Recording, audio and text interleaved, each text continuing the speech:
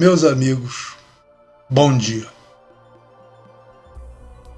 Continuando o assunto anterior, em que falávamos do mundo perfeito, que será criado pela nossa vivência através da nossa interação com as nossas experiências existenciais.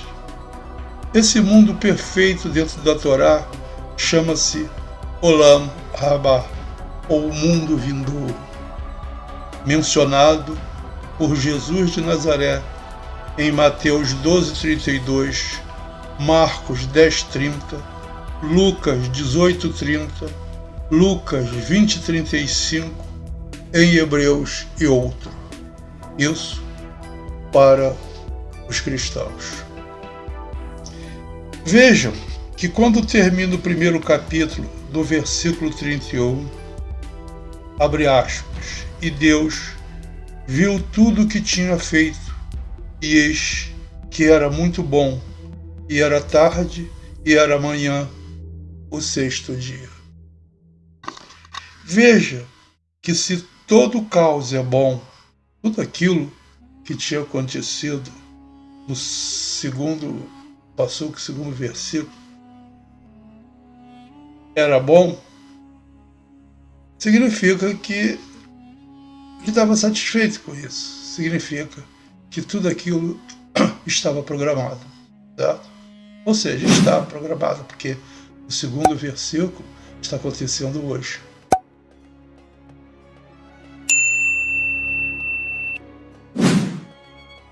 Ou seja, o programa está evoluindo conforme o esperado. Por isso é bom. Continuaremos o assunto neste presente vídeo. Para isso, precisaremos passar pelas histórias desde Noé até os patriarcas para chegar a este lugar, passando pelo êxodo do Egito, entrando na Terra Santa e além, mas é uma jornada muito grande e teremos que nos contentar com uma grande simplificação para o vídeo não ser muito extenso e ninguém ter paciência de vê-lo.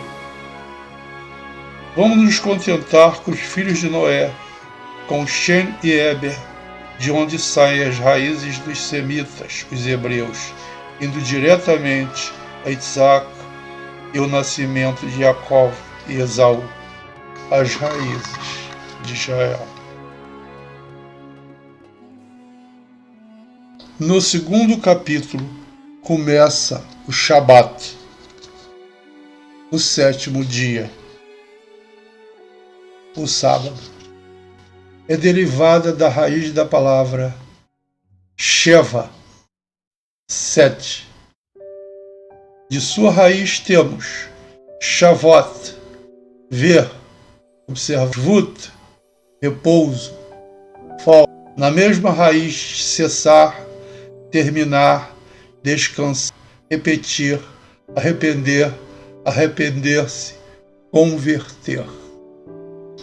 Sentar ou sentar-se, ou até mesmo esperar, fazendo este último mais sentido, pois ele está esperando até hoje que o mundo se conserte. Pois devido ao livre-arbítrio, este conserto não depende dele, mas de nós. Estando nós até hoje nesta condição, pois podemos notar que não houve encerramento do capítulo, dizendo se é bom ou mal, e etc., continuando assim, sem expressar opinião por todo o resto do livro. Isso demonstra que ainda estamos nesta situação até hoje. Vejam que quando termina o primeiro capítulo, isso é muito importante, 31, e Deus viu tudo o que tinha feito, e eis que era muito bom, e era tarde, e era manhã do sexto dia. Vejam, será que todo caos é bom? Significa que ele já o havia programado, ou seja, o programa está evoluindo como o esperado, e por isso é bom. Isso significa o seguinte, que as leis criadas por Deus e que fala do caos, que utiliza o princípio do caos, né? E tudo isso é porque o homem precisa evoluir. O homem só pode evoluir com o livre-arbítrio. Ele tem que ser o construtor do futuro dele. Esse é o princípio que a Torá está nos passando. Tá? Vejam que a formação dos povos das três culturas humanas, os filhos de Noé foram 3. Shem, Ham e Yafá, ou Yafé. Né? Shem, nome, significa o povo que se interessa ou busca por Hashem, Deus. Ham, o povo emotivo, ligado às emoções, pois Ham vem de caloroso, apimentado, quente, excitante, picante, sensual. Isso significa Ham. Até o Ham em inglês tem essa conotação. Né? Yafet, construto de Yafá, que significa bonito, sendo uma alusão à cultura da estética grega, que representa também o racionalismo, que é, em essência, a raiz da filosofia grega. Desta forma, representa a Grécia e, por conclusão, toda a cultura ocidental. Vemos aqui, flagrantemente, que a Torá está interessada nas culturas dos povos. Isso é muito importante. Não vamos deter, mas a linhagem de Shem e do seu neto Eber é a linhagem do concerto. Bom, vamos começar agora a falar sobre... Vamos pular essa série de coisas que são significativas, mas senão o vídeo vai ficar um negócio tão grande que ninguém vai ver. Né? Vamos ver a história de Yaakov, que essa é muito importante, né, na história dos povos. Rivka rezou para Deus para ter Yaakov, para ter Jacó. Ela rezou. Né? Yitzhak rezou para vir Israel, em nome de Deus. Ele rezou para que Israel visse. O que é Israel?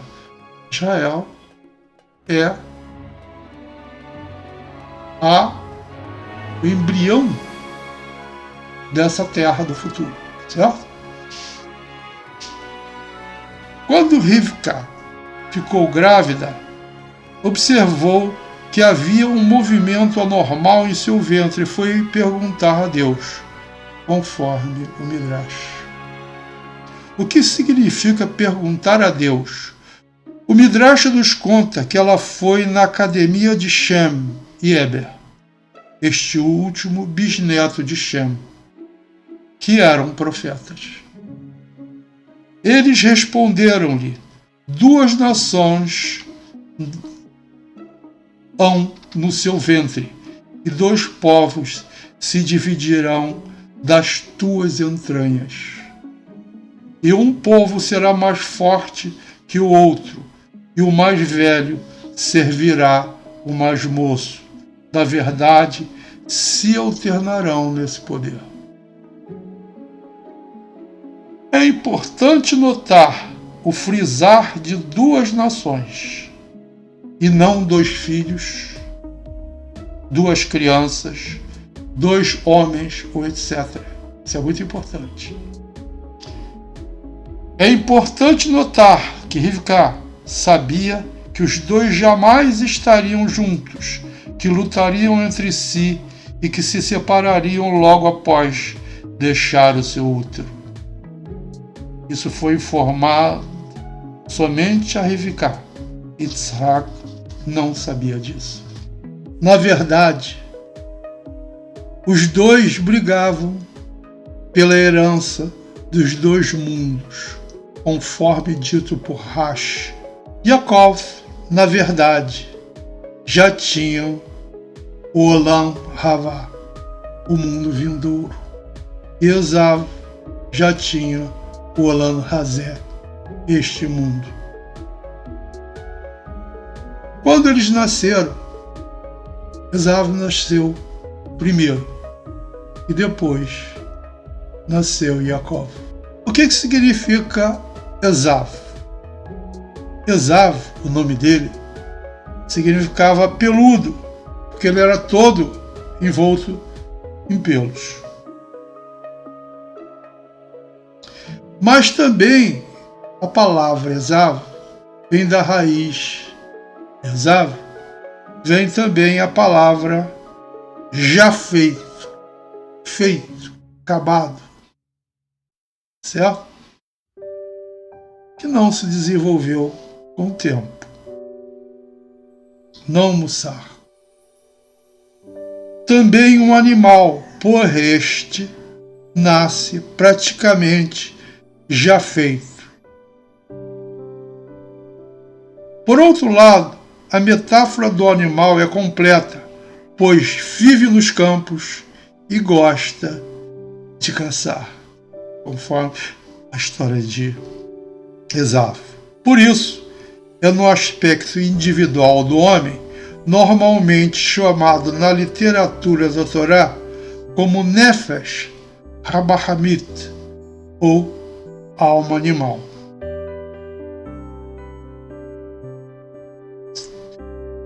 No sentido mais amplo, Esaú, que é Edom, representa a cultura ocidental, como nós vamos ver mais tarde, nos próprios comentários de Rashi na Torá.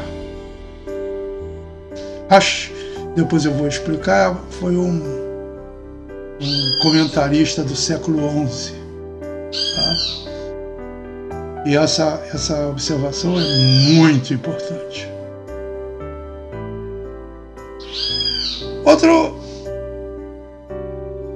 Outro princípio, outro aspecto de Esaú é que ele era admoni, ruivo, vermelho, um sinal de que ele poderá ser um assassino,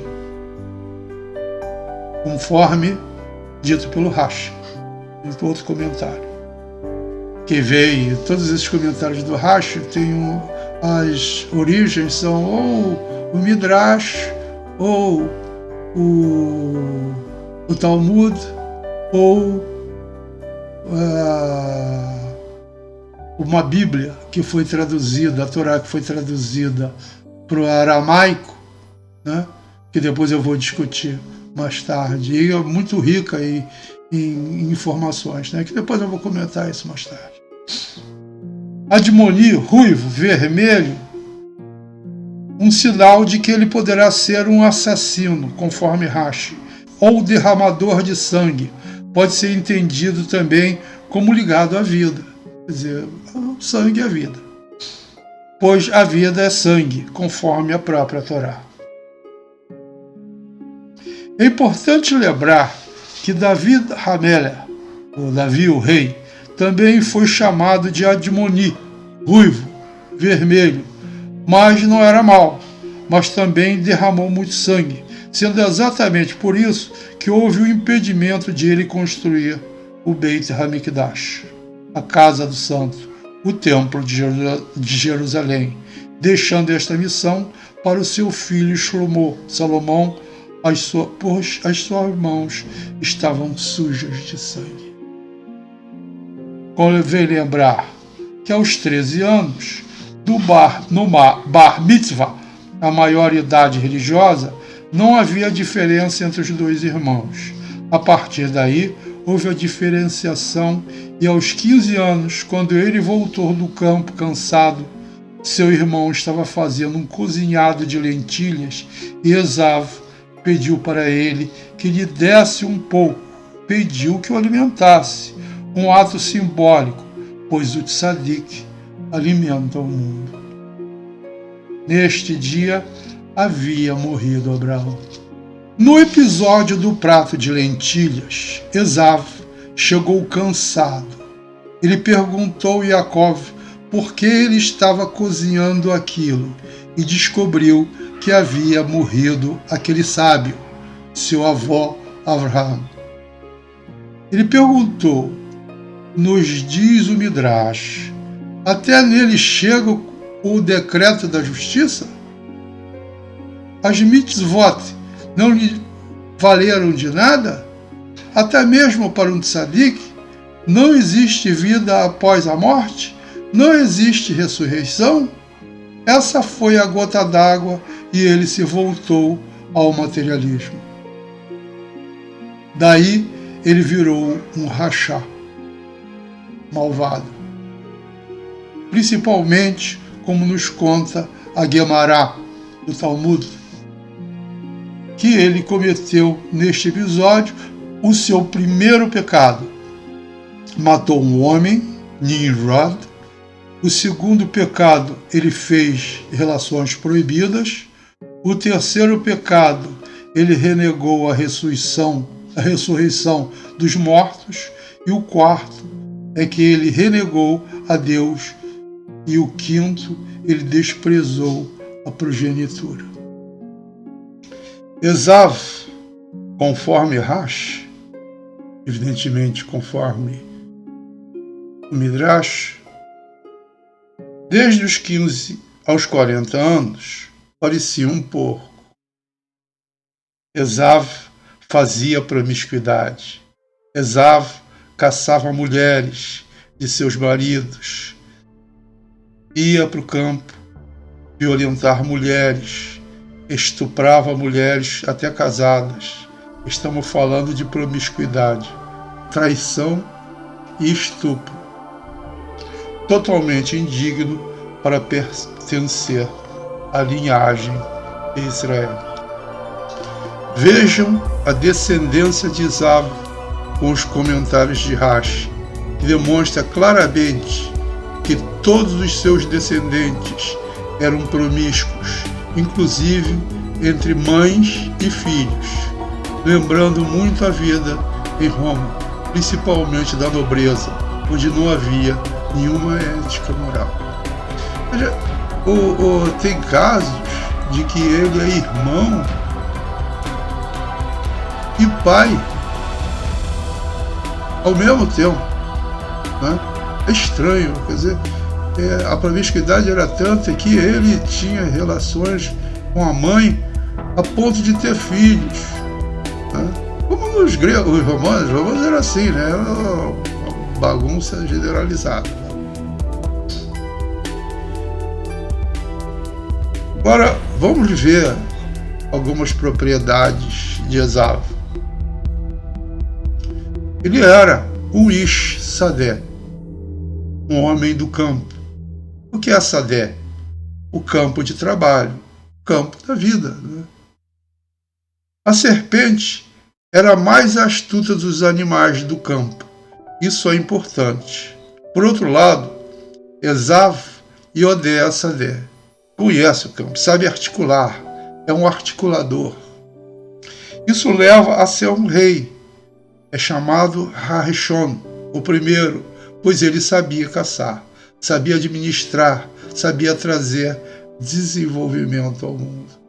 Isso é muito importante, porque se você pega o mundo ocidental, você vê um desenvolvimento monstruoso, tanto no ponto de vista material como tecnológico, através de muita coisa errada, né? Mas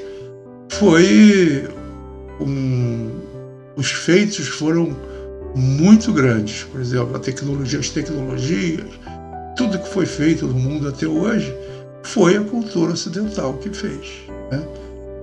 Pouco tempo para cá que está começando outras culturas a fazer isso, né? Mas fundamentalmente a cultura, isso demonstra, esse desenvolvimento da cultura demonstra a capacidade da cultura ocidental de gerar conhecimento e uma série de coisas. É muito interessante isso. Ele sabia caçar o pai com a sua boca. Ele manipulava o pai. Também era outra faceta dele, né? Ele sabia caçar. Ele caçava com seu arco aves e animais selvagens. Era um vagabundo e cruel, pois não comia aquilo que matava. Veja o comentário de Rashi quando Yitzhak pede para Esaú caçar e preparar a caça para ele. Bereshit 27:3. Ele matava animais em prol de nada, então ele era cruel. Aqui aparece o primeiro traço da maldade de Esaú. Este é o primeiro alerta. Ele se casou com mulheres erradas. Esaú tinha 40 anos e casou-se com Judite, filha de Beeri, o Eteu, e Basemate, filha de Elon, o Eteu. Eteu eram os hititas, né? Hititas eram cananitas, né? Um povo poderosíssimo, mas eram cananitas, né? E a linhagem de Esaú não permitia que ele casasse com as cananitas. Era proibido de casar com qualquer cananita. Então era necessário que ele se casasse dentro da linhagem hebreia, né? Ou da linhagem de Shem. Então não pode, ele não poderia ser, os seus descendentes não poderiam ser da linhagem de Israel. Isso é óbvio. No mandamento bíblico a respeito de animais kasher, animais limpos, fala assim: animal de pata fendida e que rumina. Pata fendida representa andar por dois mundos, pelo fato da pata apontar em duas direções diferentes. Essas duas direções diferentes significa caminhar pelos caminhos do espiritual e os caminhos do mundo material, do profano. Significa que a pessoa deve andar por esses dois caminhos. E o ruminar significa que ela deve pensar, porque a formação consonantal dessa palavra representa também pensar, ponderar, meditar sobre, especular, cogitar, interrogar-se, contemplar, suspeitar, desconfiar. Significa que a pessoa deve andar por esses dois caminhos, mas deve também pensar, refletir sobre o mundo, refletir sobre a relação entre o espiritual e o material, contemplando dessa forma e desconfiando das diferentes relações que possam existir entre esses mundos. Então significa que se você for comer alguma coisa, você deve, ou seja, de adquirir informação, porque comer significa adquirir, e adquirir de forma a que a coisa vá fazer parte de você mesmo. Que você alimentar-se da carne, ela significa que vai fazer parte de você mesmo. Então, no momento de você adquirir informação, essa informação vai fazer parte de você mesmo, certo? Isso é muito importante para que, quando nós tentarmos conseguir informações através de livros, literatura, através de opiniões e coisas assim, né?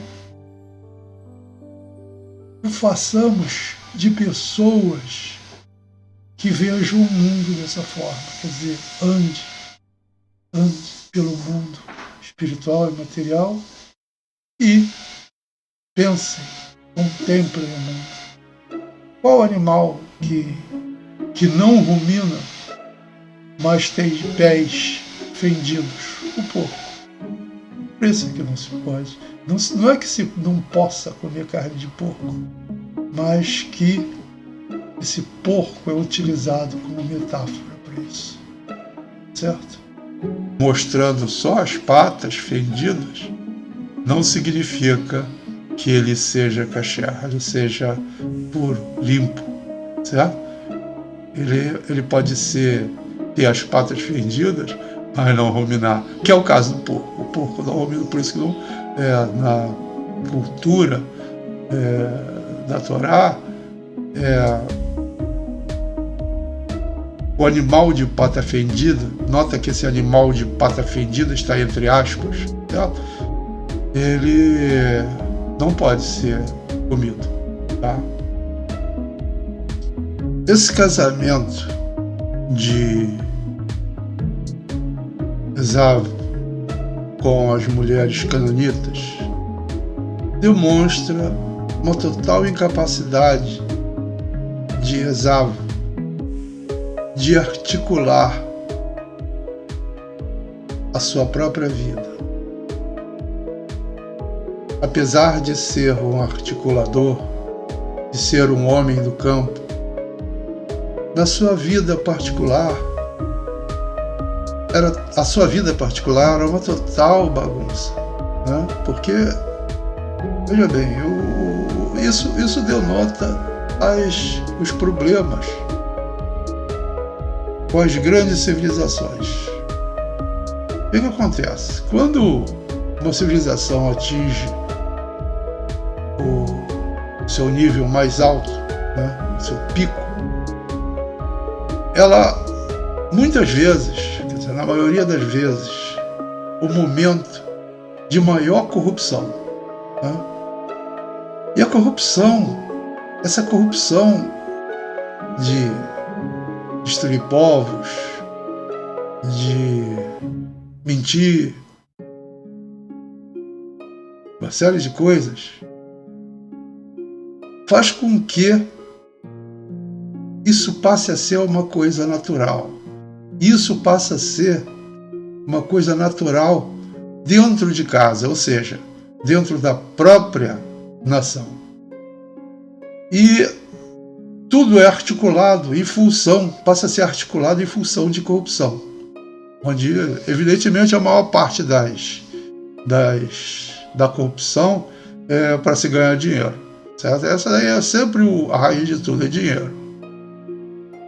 E com isso, os objetivos do país passam a ser somente esse: riqueza, dinheiro. E isso destrói o país inteiro. Porque para se alcançar um objetivo tem um monte de gente numa cadeia de um projeto, vamos dizer assim, em um objetivo, um monte de gente ali para articular e fazer, como se chama aqui no Brasil, de maracutaia, para se conseguir chegar a alguma coisa. E nisso se dispersa o objetivo. Com isso, toda civilização ruim. Sendo esse o caso de Esaú. O que aconteceu?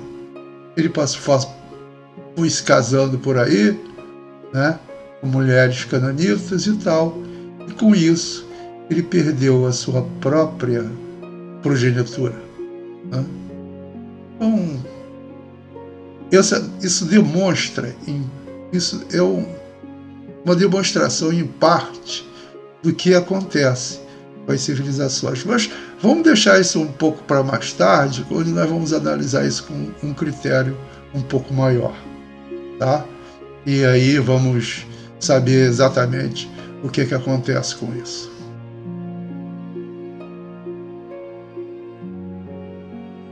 Vamos então parar por aqui para continuar o nosso trabalho no nosso vídeo e para discutir coisas nos próximos vídeos mais chegadas ao objetivo do vídeo, que é explicar que são as profecias das civilizações, de nossa civilização, né, que dizem respeito à nossa civilização.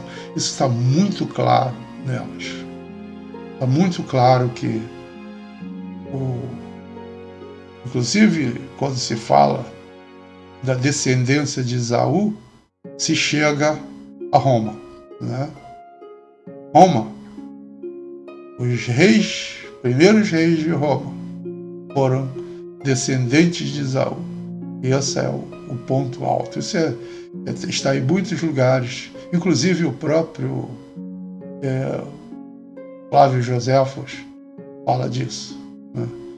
Não só ele, mas também o próprio Rashi. Das características de Esaú, é importante observar que a gemátria da palavra mentira é igual à da palavra Edom, significando a relação entre a mentira e Edom. Ainda no comportamento de Esaú, Edom, em algumas traduções da Bíblia hebraica não dá para entender isso, mas Jacó falava em linguagem de súplica: por favor, levante meu pai. E Esaú falava em linguagem arrogante: levanta meu pai. Nas Bíblias em hebraico dá facilmente para observar esse tipo de coisa. Sendo por isso que Isaac se sentiu confuso com a abordagem de Jacó e disse que a voz era de Jacó e as mãos eram de Esaú. Isso é muito claro no texto. Em outra passagem, Rivká conversa com Isaac. Bereshit 27, 46. Ou seja, Gênesis 27, 46. E Rivká disse a Isaac: estou desgostosa com a minha vida por causa das filhas de Et. Se Jacó tomar uma esposa das filhas de Et, como estas das filhas da terra, de que me serve a vida?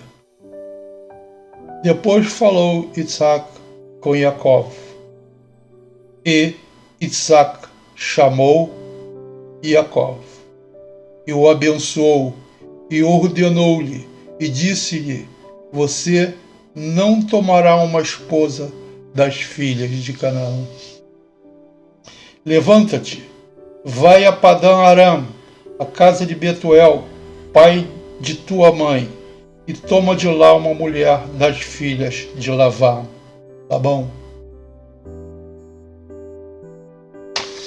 Vejamos que em uma interpretação apressada,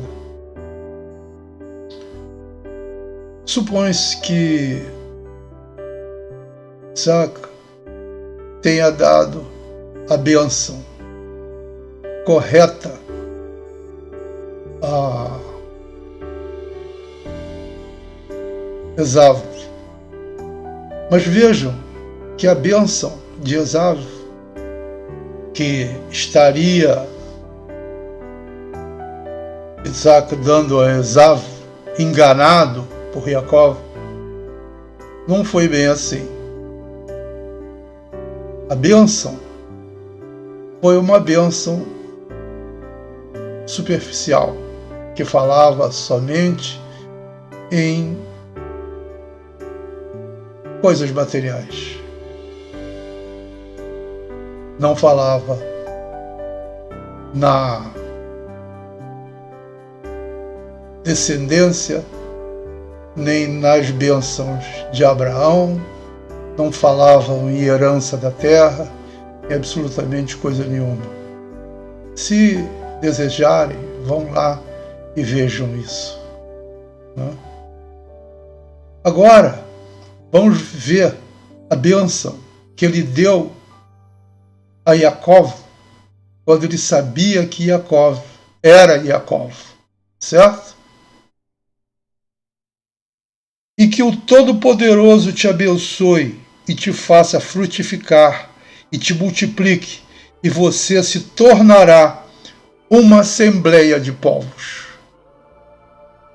E te dê a bênção de Abraão a ti e a tua descendência contigo, para que herdes a terra das tuas peregrinações que Deus deu a Abraão.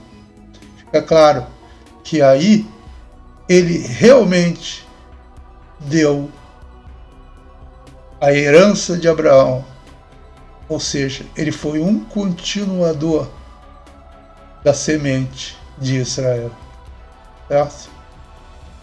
E todo esse introito, todas essas considerações que a Bíblia fez a respeito, que ao se queixar e tudo era uma demonstração de que não se estaria satisfeito com Esaú para ser o descendente da herança de Abraão. Está claro isso. Então, ninguém enganou ninguém. Isso está muito claro no processo. Pode-se notar que as bênçãos que supostamente teriam sido dadas por engano a Jacó, roubadas, não fazem sentido, pois Isaac não deu as bênçãos de Abraão, dando-as a Jacó neste momento, onde passou o legado de Abraão a ele, dando a herança de Israel.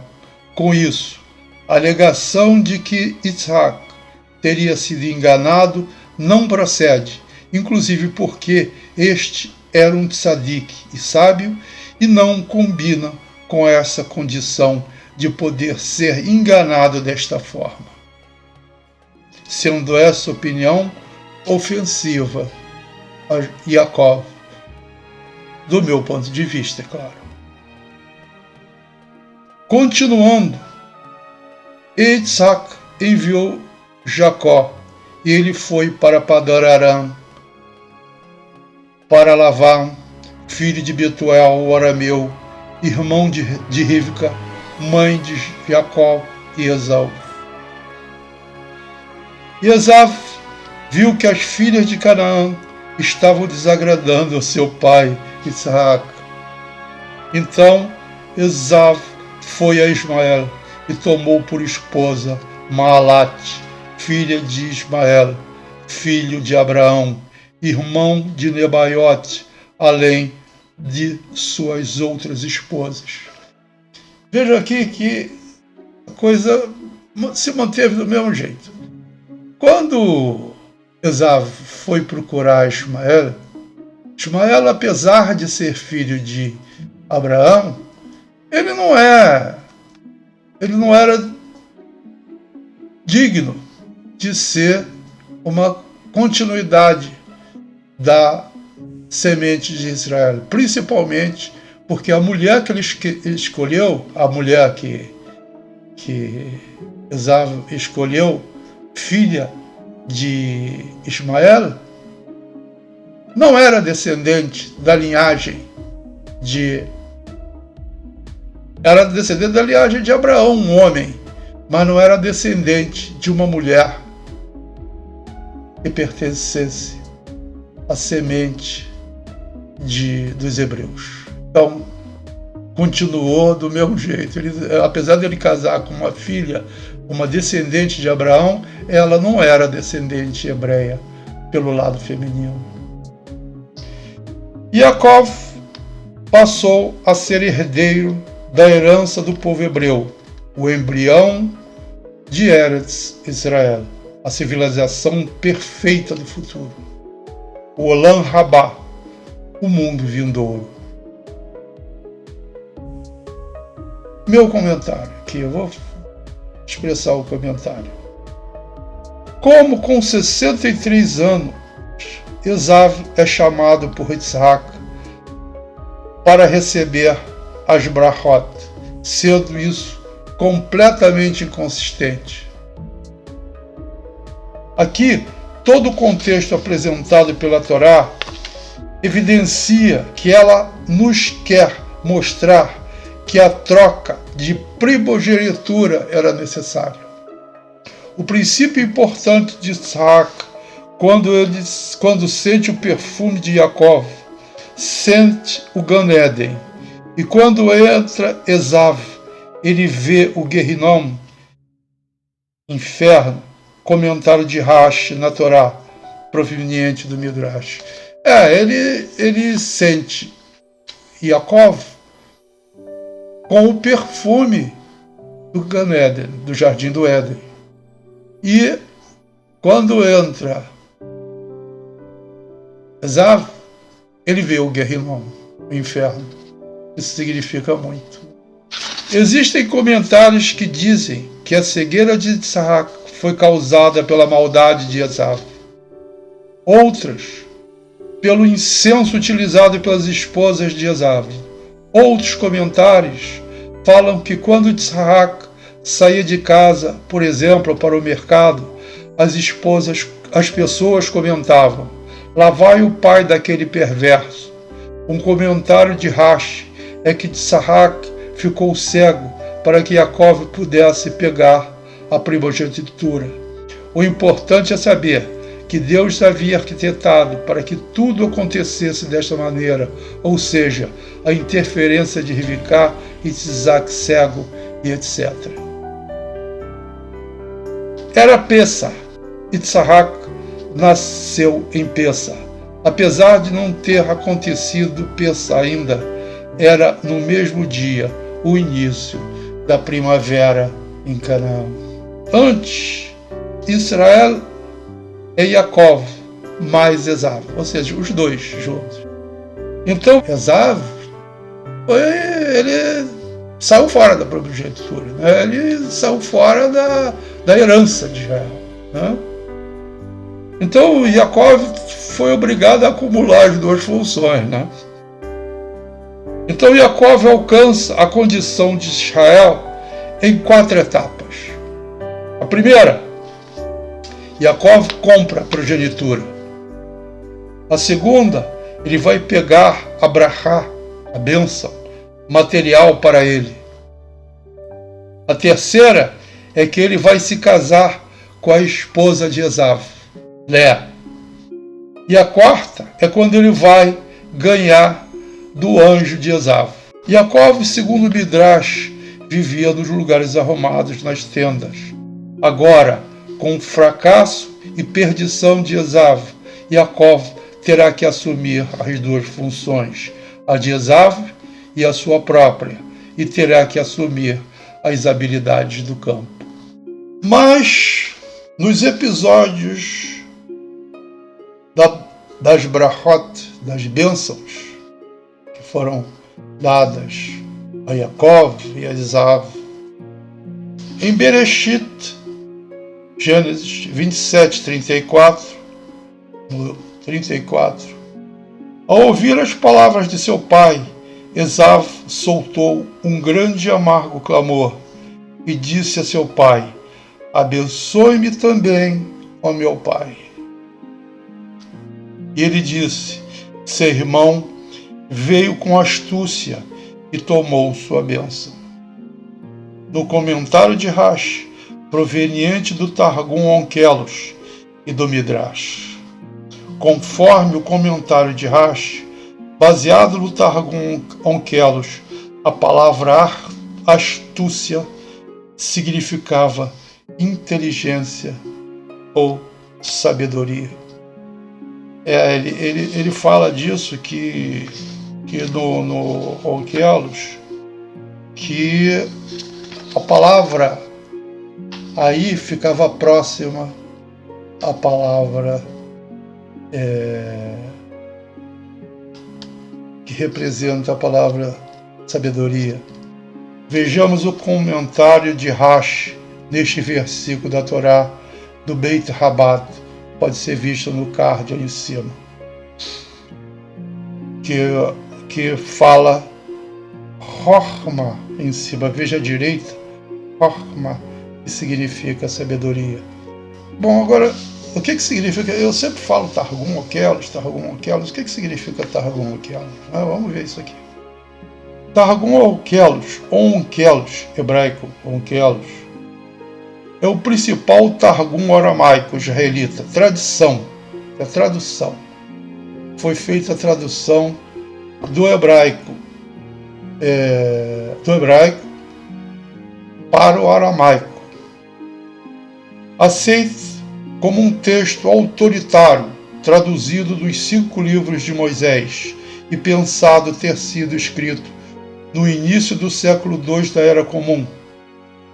A autoria do Targum Onkelos é tradicionalmente atribuída a Onkelos, um famoso convertido ao judaísmo em tempos tanaicos, 35 a 120 da Era Comum.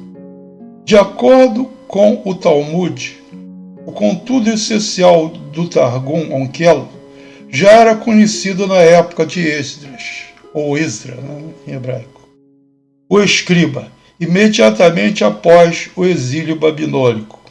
No entanto, mais tarde, esquecido pelas massas e regravado por Onkelos. Na minha opinião, foi criado durante a Grande Assembleia pelos escribas ou pelos profetas, já que muitos dos midrashim foram criados por eles. Existem comentários de Rashi na Torá que menciona que cada profeta teria o seu próprio midrash, estando claro que esses escritos foram feitos com fins hermenêuticos.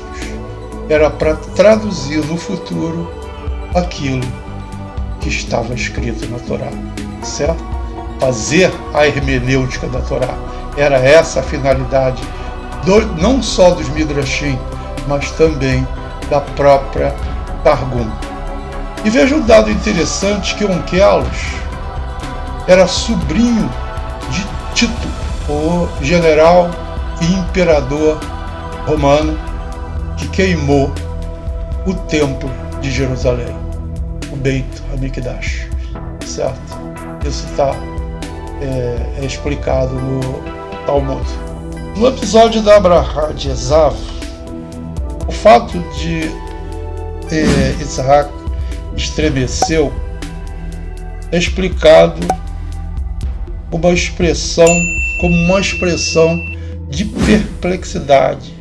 De acordo com o Midrash também, no entanto, ele, na verdade, estremeceu porque viu o Guerrinom, certo? Aberto abaixo dele, de Tanhumá 1. O Guerrinom, e esclarecendo que Guerrinom é igual ao inferno. O seu pai, no 39, o seu pai, Isaac, respondeu e disse-lhe: eis que a tua habitação serão as gorduras da terra e do orvalho do céu de cima. Essa é a bênção de Esaú. Comentário do Rashi nesse lugar. Veja aí, já começamos por aí. Eis que os lugares gordos da terra, esta é a parte da Itália pertencente à Grécia, de Bereshit Rabá 67:6. E pela tua espada viverás, e servirás a teu irmão, e será que quando te afligires, quebrará o seu jugo do teu pescoço. Veja que ele vai viver pela espada.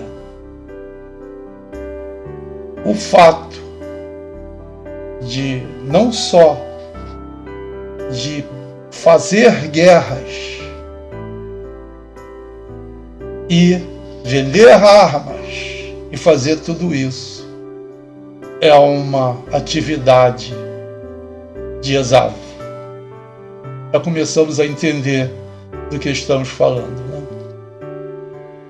Esaú odiava Jacó por causa da bênção que seu pai o havia abençoado.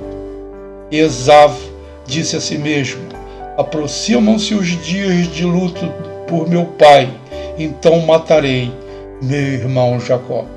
Ou seja, Jacó, né? 41. O passo deste versículo.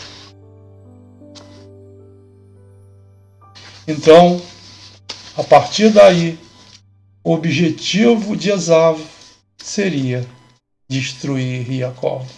Vejam que isso mostra todas as perseguições de Roma aos israelitas. Depois, mais tarde, com a continuação dos pogroms em vários outros países e até na Santa Inquisição, que de santa, na verdade, não tinha nada.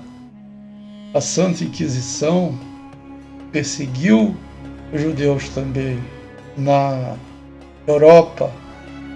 Até os alemães, na época, perseguiram os nazistas, não os alemães, coitados, não tem nada com isso. Perseguiu, os nazistas perseguiram os judeus a ponto de tentar exterminá-los.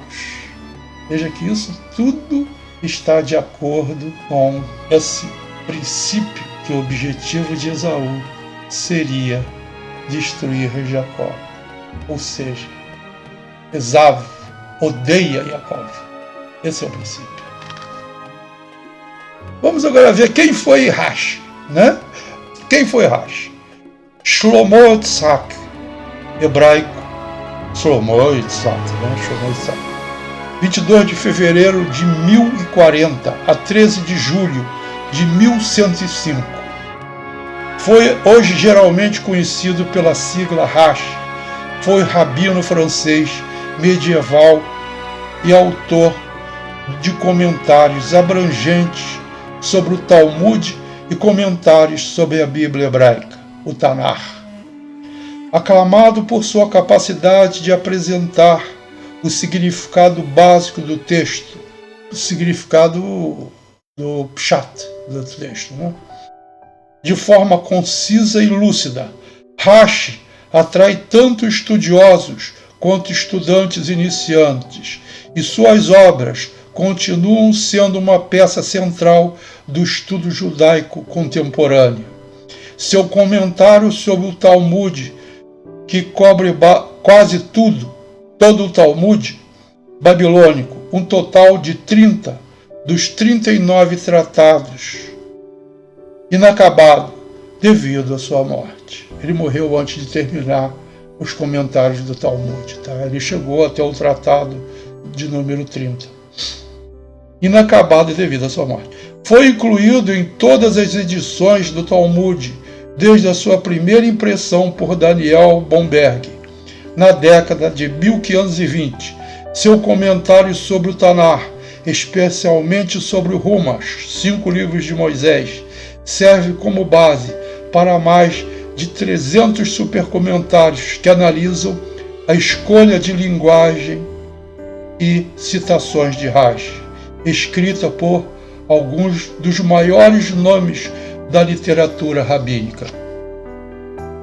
Os comentários de Rashi são resultados de sua extensa cultura sobre toda a Torá, no seu amplo senso, e são baseados nos Midrashim, Talmud, Targumim, etc.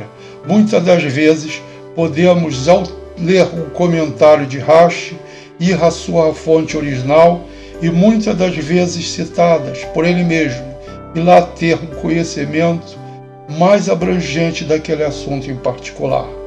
Mesmo que não referenciado, podemos com algum esforço pesquisar e descobrir de onde vem a fonte daquele comentário específico. Existem umas ferramentas interessantes da correspondência ou correlação entre alguns desses elementos. Por exemplo, entre a Bíblia hebraica e os Midrashim, entre a Bíblia hebraica e o Talmud, entre o Talmud e os Midrashim, e entre... É uma ferramenta muito interessante que mostra as trajetórias das informações. Isso pode ser encontrado no Sefaria, que é onde tem todas as informações a esse respeito. Inclusive, muitas traduções, muitas delas até inacabadas ainda, e está sendo feito um esforço internacional para pegar Talmud, Midrash, os Midrashim, os Targumim e várias dessas, o Midrashim, os Midrash, Tarumá e coisas assim, que mostra que eles, mas mesmo assim eles não estão ainda totalmente traduzidos, porque esse é um esforço hercúleo e gigantesco internacional para fazer todas essas traduções, né? Essa instituição, o Sefaria, é uma instituição judaica que utiliza esforço de muita gente conhecedora do assunto para poder fazer essas traduções. O Beit Chabad tem uma Torá muito boa que podemos acessar pela internet com comentários de Rashi, que podem ser ligados ou desligados à vontade do leitor. A grande vantagem é que é bilíngue, hebraico e inglês, e pode ser traduzido imediatamente pelo Google Tradutor de seu texto em inglês. Pode ser selecionado também, se é desejado, o texto só em hebraico ou só em inglês ou em ambos. Veja nas notas deste vídeo a URL que o levará imediatamente à Torá do Beit Chabad, já com a página aberta nos textos duplos, em inglês e hebraico, e já selecionada para a apresentação dos comentários de Rashi. Quando eu selecionei a URL, eu já tiquei o lugar que mantém os comentários de Rashi abertos, e vocês podem ver isso lá. Se desejar, pelo botão direito do mouse, selecione a tradução do Google para o português. Agora, eu fiz aqui um resumo do Beit Chabad, que é muito importante, isso, que alguém quiser ler a Torá com mais próximo, né? E também ler algumas coisas de lá, inclusive tem cursos de Torá e coisas assim, e é feita de uma forma tradicional, né? Porque o Beit Chabad que é uma parte do Beit Lubavitch, né? É uma organização centenária, né? De alguns séculos, e que é uma tradicionalíssima, respeitadíssima pelo Estado de Israel, e que tem cursos de Torá e coisas desse tipo, muito cursos de Talmud e coisas assim, que é muito bom, né? Eu vou aqui dar uma ideia do que é o Beit Chabad, né? Muito longe do que realmente é, que é uma instituição maravilhosa. O Beit Chabad é uma parte do Beit Lubavitch, uma honorável tradicional instituição judaica secular e planetária, que não só preserva e dissemina e ensina a vasta cultura que representa, mas também é uma importante instituição cultural e beneficente. Eu coloco lá a URL do Beit Chabad, né, para ser utilizado. Vamos continuar agora, que agora eu vou preparar para o próximo vídeo. Mas essa preparação tem informações das mais importantes para nós, inclusive falando sobre o que representa a madrugada, né? De acordo com o Talmud. Essa representação da madrugada, ela está em vários lugares da Torá, né? E outros livros, né? Mas nessa do Talmud é concisa, né? Você não precisa entrar no texto e fazer a hermenêutica do texto para chegar à conclusão que é isso, né? Vamos ver isso. Aí começar aqui em Oséias 12:5. No ventre, 12:5. Aqui eu estou começando no 4. No ventre, ele agarrou o calcanhar de seu irmão e com a sua força lutou com um anjo. Esse anjo é relatado no primeiro trecho, que vocês podem ver no card acima. Eles relatam como se fosse Elohim. Elohim, que fosse não, o anjo é Elohim também. Ele é um dos aspectos de Deus, mas também é Elohim, de acordo com uma obra muito antiga, né? Que fala sobre isso e que depois nós vamos ver. Eu já até vi isso em outro vídeo, já mostrei isso em outro vídeo, falando da terminologia dos nomes de Deus, em que cita-se que Elohim é um dos aspectos do nome de Hashem, de Deus, né? Hashem significa, Hashem é um nome que significa o tetragrama, aquelas 4 letras, o Yud, He, Vav, He, que representa o nome de Deus que não pode ser falado, né? Ele só era mencionado, ele só era emitido no dia, um determinado dia do ano, pelo sacerdote supremo, e era dentro do Santo dos Santos. Ele só podia ser emitido assim. Então ele é proibido, é um nome proibido de se dizer, e mesmo assim ele não pode ser lido, porque ele pelo nome, esse nome foi perdido ao longo do tempo. Por não ser emitido, ele foi perdido. Então não existe como emitir esse nome hoje, né? Então, a palavra Elohim, segundo esse texto, eu já falei nele, não vou falar agora,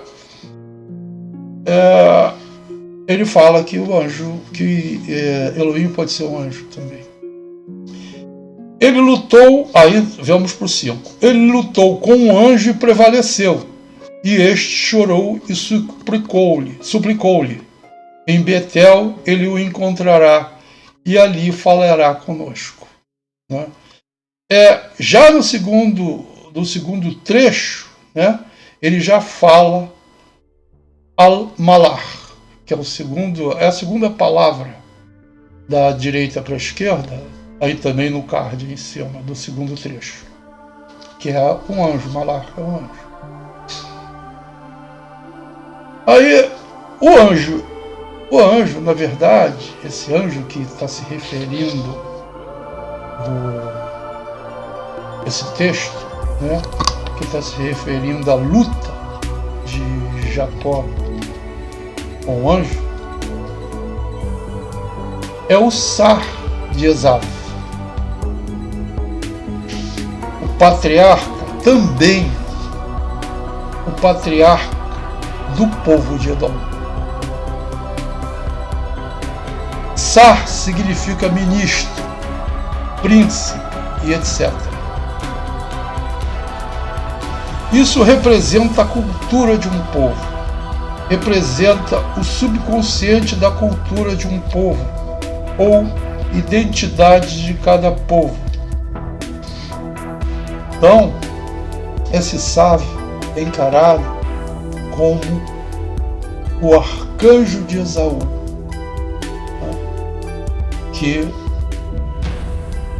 Jacó luta e lutará até o final dos tempos, que não vai ficar claro isso. A luta de Jacó visa a sua transformação em Israel, como visto no final da luta, que evidentemente acontecerá na Geulah, redenção, que acontecerá no final dos tempos. A cultura de Israel ainda não existe neste momento e só vai acontecer quando terminar a diáspora. A Geulah, a redenção ou era messiânica, a era do Messias essa, é representada pela aurora do Talmud Yerushalmi, Talmud de Jerusalém, nas Brahot, certo? 2 rabinos estavam andando à noite e começou a aurora. Começou vagarosamente a clarear e assim um fala ao outro. Saiba que assim é a Geulah de Israel, assim é a salvação de Israel. Ela começa aos poucos, vagarosamente, e de repente clareia totalmente. Podemos ver com isso que a cultura de Israel só vai existir após o final da luta entre Jacó e o arcanjo de Edom, o que criará a civilização chamada Israel, que nos tempos atuais ainda não existe. A Eretz, a terra, totalmente terminada, mesmo significando não só toda a terra, mas os desejos do qual a terra, a palavra Eretz, derivada como já explicado antes, toda a cultura da terra estará terminada e se chamará Eretz Israel. Veja-se também que a saída do Egito inicia na madrugada, quando saem às pressas, sendo esta uma face e aspecto da redenção, e o tempo em que comemos matzá, pão asmo, na noite de Páscoa, por este ser fino e chato e não ter nenhum resquício de fermento, que nos faria crescer. Arrogância, uma metáfora de que não adquirimos elementos que nos faça ser arrogante. Comer significa adquirir. Nos permitirá atingir a Geulah. É importante entender que foi a arrogância de José que nos levou para o Egito, sendo a humildade o primeiro princípio que nos deve retirar de lá. A arrogância de José foi quando ele era jovem, né? Ele ficou falando, contando para os irmãos e para o pai que um feixe de feno ia ficar no meio e os outros iam se inclinar para ele, o sol e a lua também iam se inclinar. Então ele contava histórias e ele era extremamente arrogante com isso. A palavra Egito, Masri, significa restrito, limitado, o estado de nossas consciências presas dos desejos impuros e aos costumes da terra, neste caso, o Egito. É importante entender que essa luta representa 2 aspectos básicos. A luta de 2 povos, o povo de Jacó e o povo de Edom, que acontecerá até o romper da aurora, que representa a redenção de toda a humanidade, que será de Mashiach, transformando-a em Israel. Mashiach é o Messias. A civilização perfeita, conforme previsto pela primeira frase de Bereshit, Gênesis. A verdade é que o Mashiach, mesmo que seja Jesus, ou como quem queira interpretar, ele só acontecerá como Mashiach no final dos tempos, certo? E isso os cristãos entendem como Mashiach sendo a volta de Jesus, né? Para os judeus, como ele vindo da primeira vez. Mas isso pouco importa. O que importa é o resultado, né? E outro nível de entendimento, a luta interior do ser humano entre Jacob. E outro nível de entendimento, a luta interior do ser humano entre Jacob, a alma divina, e Edom, a alma animal ou física que traz consigo as idiosincrasias da natureza. No término da luta existe a Geulah, ou redenção particular do ser humano, que o transforma em fundamento do mundo, em justo ou tzadik em hebraico. No segundo vídeo e outros já descrevemos esse processo. Vemos em Mislei Provérbios 10:25. Passado o furacão, o ímpio já não existe mais, mas o justo é o fundamento do mundo. Significando que quando termina a luta constante, metaforizada pelo furacão, tanto no nível civilizacional como no individual humano, o mal já não existirá mais, e o tzadik, o justo, será o fundamento do mundo. Na verdade, este tzadik é a soma dos dois, sendo que o mal já estará retificado.